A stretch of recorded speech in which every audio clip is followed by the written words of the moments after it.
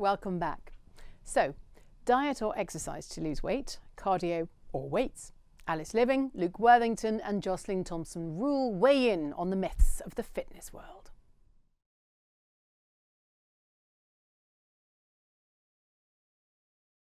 Hi everyone, and thank you for joining our London Minds panel today that's dedicated to dispelling myths in the fitness industry. Today we'll be talking about some of the biggest questions around health and fitness. And joining us on our panel today, we have personal trainer, best-selling author and podcast host, Alice Living. We have a sports scientist and strength and conditioning specialist, Luke Worthington, and personal trainer and sports therapist, Jocelyn Thompson Rule. Welcome everyone.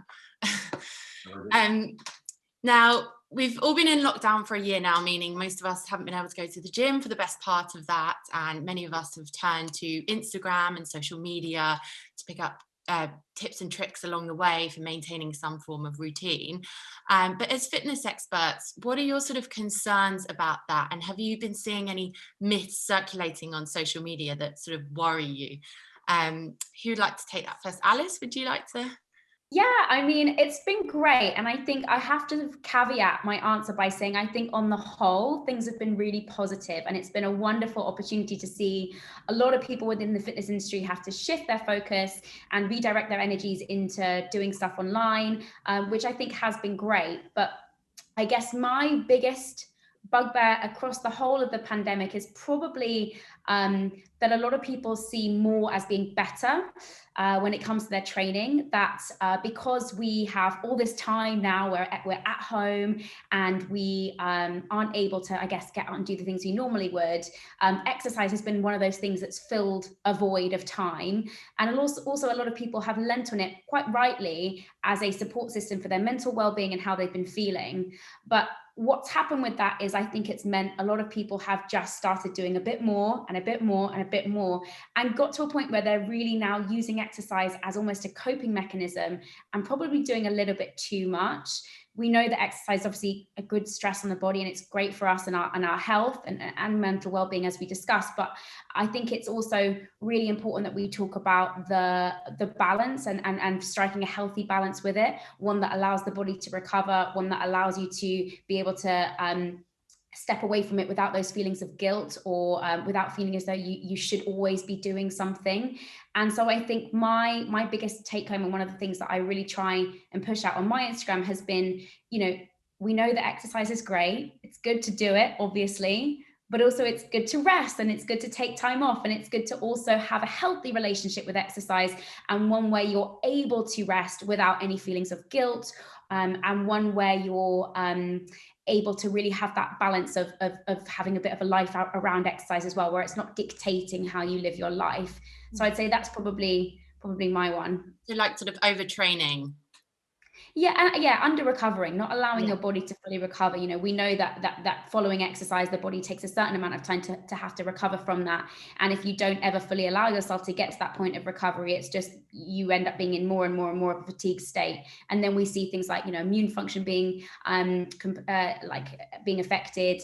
Things like the women's menstrual cycle is one of the first things to go, because it's like the body goes, I'm really stressed, I can't have a period. All that sort of stuff can be impacted. And I guess I know firsthand, as someone that used to be that overtrainer, I think many people that start exercising, you get into it, you really enjoy it, you feel great, so you just want to do more of it. And I think I got to a point where I was at that point of being a little bit sort of addicted to that buzz. And it's only really in the last couple of years I've learned and respected my body enough to learn to rest properly, and that will really help my training rather than hinder it. Yeah, for sure. How about you, Jocelyn? Have you seen any sort of myths circulating that concern you, like in lockdown? Yeah, I think one of the things for me is that we've obviously spent a lot more time on our phones looking at what everybody else is doing, because we're not able to interact with one another as we used to be able to, and we used to be able to do, and are hopefully going to be able to do very soon. But I think that this idea of what fitness looks like, or what a fit body should be, becomes this big thing where people start to sort of go, oh, well, that's what that looks like. I'm not like that, therefore I'm not sporty, or you know, I'm not going to be any good if I take up exercise, or you know, that kind of thinking. And I think that yeah, kind of being virtual and being on social media does perpetuate this idea of what that looks like, whereas actually I would love for everybody to go, okay, this is the body that I'm in right now, what's the best thing that I can do for myself physically? It's great that everybody else is showing what they're doing online. It inspires some, it makes others feel not so great about where they're at. So I would like to, I guess, see more of lots of different types of bodies doing lots of different types of things. It's not just one thing. And I think that's also happening slowly but surely. But it can get people to sort of think they're not sporty in inverted commas, and so therefore they will shy away from it rather than going, what can I do right now? Yeah, so sort of taking more of a like intuitive approach to exercise and going with how you feel. Yeah, it's not one certain way, it's not one certain type. Find what works for you, and that's a bit of a lifelong kind of journey really, that changes at lots of different points. But to kind of start with yourself and go, okay, where am I at right now? What can I do right now? Great, I can do that. Okay, awesome. I'm going to start with that, and then I'm going to, you know, carry on in whichever way works for me. And how about you, Luke? What have you been sort of observing on the socials over sort of lockdown and the last year? I mean, my opinion is that what social media, the plus side of social media is it gives everybody a voice. So it allows us as an industry to communicate with lots and lots of people all over the world and talk about things that we think are important. But then the downside of social media is it gives everybody a voice, and there's not an obvious way to filter out what's credible information and what's not. And it's not clear to the consumer who is, you know, a coach who does that for a living and works with clients and assists clients or other individuals along their journey, versus kind of just giving a demonstration into your own personal journey. And I think there's a place for both, and both of these types of I guess social media accounts do add value, but it's very different value. I think adding value in terms of inspiration about one's personal journey is very, very valid, and will talk to a lot of people who can relate to that individual.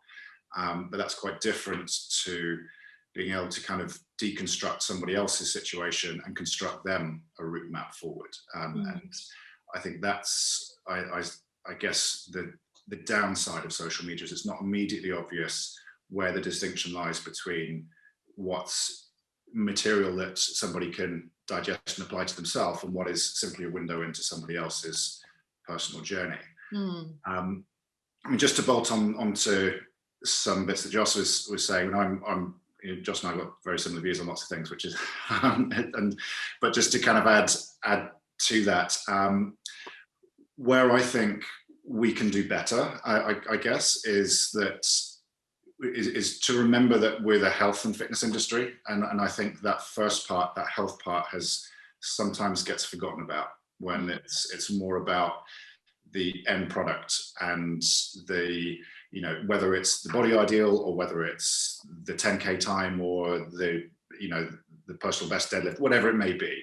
And those things are all wonderful goals to strive for, and I'm all for people being, you know, for goal driven, but not at the expense of their health. And I think that's something that we just need to loop back to, is that we are the health and fitness industry. And, you know, the world we're living in now, you know, health has never been more at the forefront of people's minds. And I think we have a role, our industry has a role to play in that, you know, and that's health in a physical sense, but also health in an emotional and mental sense as well. So, you know, I'm a big believer that our health and fitness programs should be balanced, as both Alice and Joss have said. But I think we need to be addressing all aspects of our health when we talk about a training program or a fitness program, you know, whether they're muscular strength and aerobic fitness, which are obvious ones, but some of the less popular ones, such as, you know, addressing things like motor control and mobility, addressing body composition, is is still a very valid goal. Whether that's addressing body composition in one direction or another, there is a middle ground somewhere that is healthy, and that's something that we need to be aware of. But as well as emotional well-being, we can turn the dial up on any of those aspects of somebody's fitness program, but we should never be turning any of them off. We can put a bit more of a focus on somebody's aerobic fitness or somebody's body composition, if that's of a particular concern, a particular health concern, that is. But we don't ever ignore any of the others as a consequence, particularly the emotional well-being. So kind of piggybacking on what both Alice and Joss have said, I think. Yeah. So it's like taking a holistic approach to your sort of health and fitness. Yeah. I mean, balance is a bit of a buzzword in our industry. It kind of has been for a little while, but that's my take on balance, is making sure that we don't actually ignore any of those aspects. We can prioritize different ones at different periods in people's journeys, and that's wonderful, but we shouldn't ever turn any of them off. Yeah, for sure. And what about the whole question of diet and exercise? Like, which has the bigger sort of overall impact? I mean, you're probably going to say it's both now because we're talking about balance, but some people say it's like a sort of 80-20 split. What are your thoughts, Alice? Yeah, I think, we are so obsessed with like finding the right answer and the silver bullet to all our like health and well-being questions. And I think, if you want to put a number on it, so be it. But I don't really think in practice it works that way. I don't think we can be as prescriptive with stuff. I think first and foremost, my way that I work is that someone has to have a good relationship with both food and exercise first. That's the kind of the foundation of everything. Is, have you got a good relationship with food and exercise, and are those ones that you are able to healthfully work on, rather than, if someone doesn't, that's obviously the biggest red flag. But I would say that I completely agree with Luke, and I think you can focus on one or the other at different points for different reasons and prioritize different things. But I don't think that one should ever overtake the other. Like, diet is important, of course it is. It's at the heart of everything we do, and food is what fuels us and has way more importance than that as well. Exercise is also important. Movement, daily movement, not just exercise. I think we sort of put exercise in a box of being dripping with sweat on the gym floor, but actually, if we look at our overall daily movement, that's pretty crucial to our well-being too. So I don't necessarily sit in a camp where it's like, it's a this split. I think they're both important. They're both it's necessary to look at both if you're trying to improve your overall health, but there are also lots of other things that can impact that stuff too. So, it's quite a myopic stance to just think that diet and exercise are the only things we have to look at. If we take into account things like sleep, hormonal function, stress, all these other things, as Lucas said, make up a much bigger picture that's important. And if we just isolate that to the food we eat and the exercise we do, we're missing a massive chunk of that puzzle, which is actually really crucial to how we end up feeling. So I think both important, and also both have so many different ways to be attacked. There's not one way to eat. There is not one size fits all when it comes to exercise. And we really need to learn that the more we move away from a very prescriptive way of being with health, and the more we empower people with knowledge and with education around all of these things, the more that they are then empowered to make decisions that are intuitive and right for them, and that will work best for them, because we know that the best diet is the one that works for that person, and that's going to look different on every single person. So I think unfortunately I can't have like a really super sexy answer of being like it's 80-20. I think it really is a bit more complex than that, and I think we need to look at the bigger picture. Okay, and Jocelyn, what are your thoughts on, so a lot of women have started taking up strength training, there's like a big interest in it, but what are the sort of main misconceptions around sort of strength training, particularly for women, the sort of age-old, oh, you're going to bulk up if you lift any weights, what are your thoughts on that? Yeah, so building muscle is really hard. It's not super hard, but it's pretty hard. And I always say, in order to build muscle, it would take a lot of training to do that over a long period of time. if we have a woman who is just starting a weight training journey, it is highly unlikely that she will do her body would be ready to do the volume of training it would require to become Arnold Schwarzenegger from the get-go. It just doesn't happen. We just don't put on muscle. We just don't put muscle on in that way. And so I wish it would stop. I run a lot of lifting workshops for women specifically, because we know that we need to strength train more. We know that it's so important for health and longevity. And always at the start of the sessions, myself and the girl that I run the sessions with will say, okay, quick hands up if you're worried about weight training and looking like Arnold Schwarzenegger.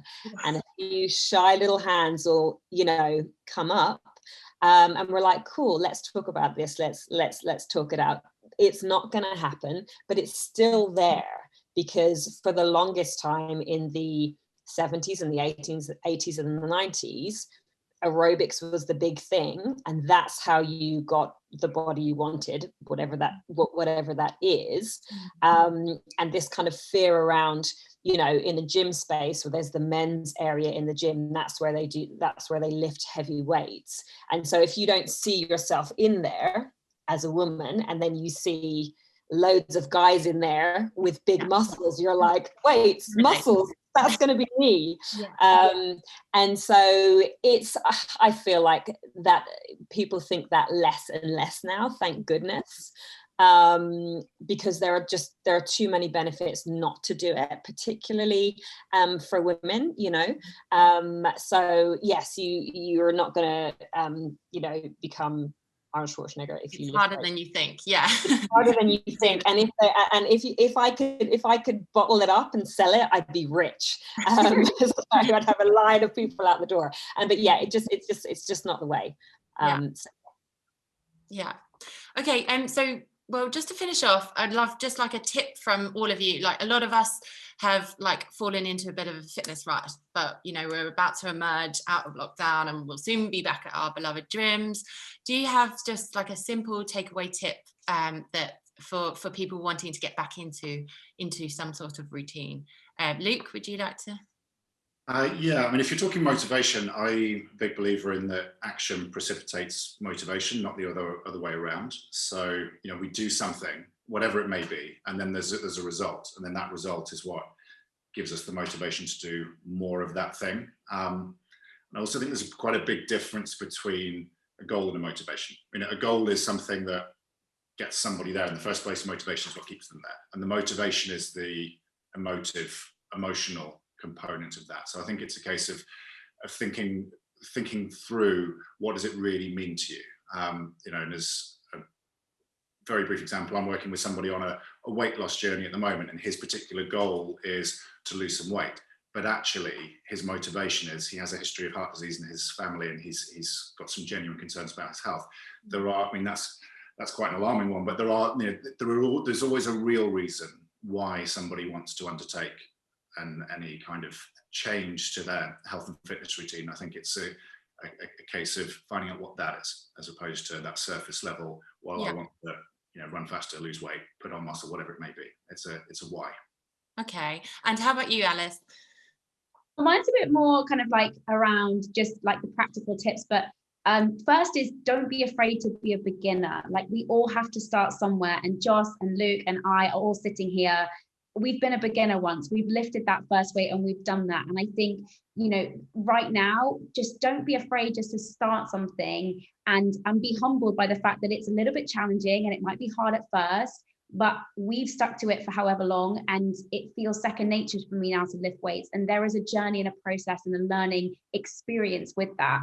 I really think that it's important that we kind of empower people to start their own journeys, and to know that it's okay to be a beginner, to take it slow and steady. You don't have to be good at exercise to start doing it. You just have to start. And as long as you're helped on that journey, hopefully by someone that can advise you well, then that's all that matters. And the other thing is, if you have trained throughout lockdown, but you're going back to a gym, just take it easy when you go back. I know you'll probably want to walk in and do like a 2-hour session and, you know, lift all the weights possible, but just ease yourself back in, because I just don't want to see anyone getting injuries in that first week, or you know, having serious DOMs. So ease yourself back in, take it slow and steady. The gym's hopefully not going to go away again, so just enjoy it, but just ease yourself back in gently.